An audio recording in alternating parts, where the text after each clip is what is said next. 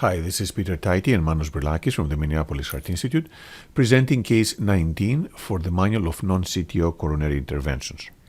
This is a case illustrating potential complications of provisional stenting of a bifurcation. The patient was a young man that presented with non-ST elevation acute myocardial infarction. Of note, he was a current smoker.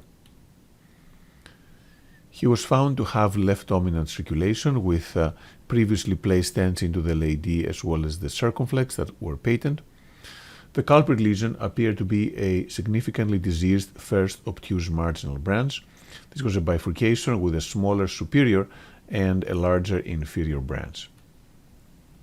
The right coronary artery also had a lesion, but it was a small non-dominant vessel, and it was decided to proceed with PCI of the obtuse marginal lesion. Of note, the patient's EKG at baseline had only minor T-wave inversions. When treating a bifurcation, there are different steps before deciding the preferred strategy. Overall, doing a provisional stenting, meaning stenting the main vessel and only the side branch only if it becomes compromised during the procedure, is the preferred approach. However, in cases where the side branch is significant and has significant disease, a significant likelihood of occlusion, a two-stent strategy may be the best way to go. So the first question is where the side branch needs to be preserved. And our answer in this particular case was actually no, because we thought that this branch was of relatively small size, and even if it became more stenotic or compromised, it would not cause significant complications. We therefore placed the wire in the circumflex, mainly to avoid the stents from coming back too far into the circumflex, and then did provisional stenting. We placed the stent across the origin of the superior branch. We did not place a wire in the superior branch, once again, because we thought it was a small branch. And also what we did, which retrospectively maybe we should not have done, is do high pressure postdilation after the stent was placed. The patient developed significant chest discomfort as well as ST segment elevation, and repeat angiography showed that we did not have any issues with perforation. We did not have any perforation across the stent or any dissection. However, the superior branch of the obtuse marginal branch was missing, which was likely the culprit for the patient's symptoms and ST segment elevation. Therefore, its provisional strategy, we thought this was a small insignificant branch. However, in this case, reality was different. The branch ended up being more significant than we thought. Of course, the next step is to restore flow to that branch. However, the problem was we could not really advance a guide wire. We tried with the Fielder FC polymer jacketed wire, but we were unable to advance it into the superior branch. One potential solution to this is using a dual lumen microcatheter.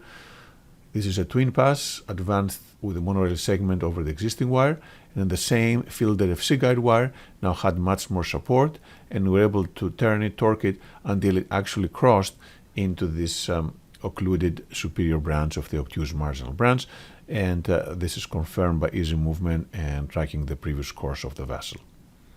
After doing that, we were able to advance a 1.5 millimeter balloon, which was inflated, and that restored TIMI3 antegrade flow into the superior branch. We then did intravascular ultrasound the main branch because there was some residual disease.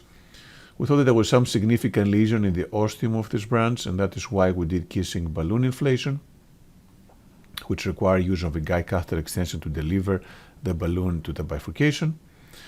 But after doing that, we did have a nice result with persistent TIMI3 flow into the superior branch and a nice result into the obtuse marginal as confirmed by intravascular ultrasound.